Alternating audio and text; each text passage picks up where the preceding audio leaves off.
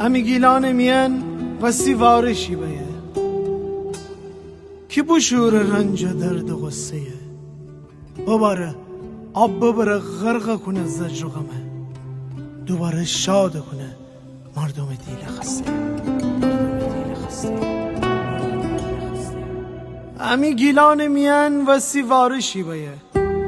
که جن شرشر وارش عشق فراوانی ببه همه تا دست کله دست کوچه و بازار میان مردم گل فدهد هل هل داندانی ببه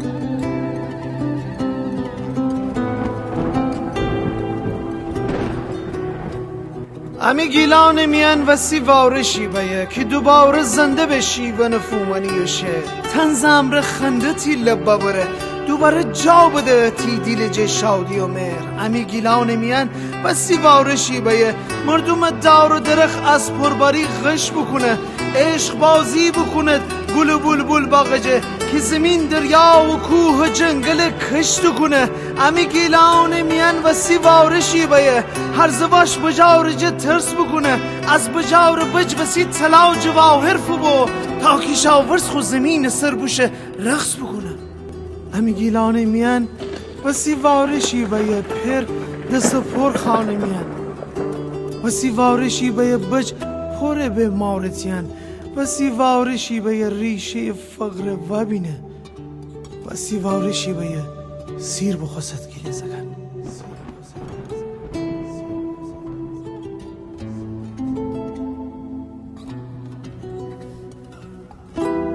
امی گیلان میان و سیوارشی بیه گیلزک حق خواو کنه نان بدهه نکی خوباره به خود دوش بنهه تا بوش غریب شهر جان بدهه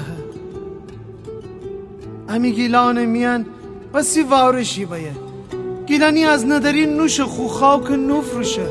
تا که هر کسی نیا خاک جولان بدهه تا که هر کسی نیا خاک ریشه بودوشه امی گیلان میان و سیوارشی بیه امی جنگل دوخن میرزا کوچی خانه بازم ویرزا خوجا و سر زهار بکنه که دوباره سبز گیلان سازم امی گیلان میان و سیوارشی بیه همه هم دیگر سر گل بپشیم دشمن خارجی از خاک میا پا بنه همه دون پای از سخت بتشیم امی گیلان میان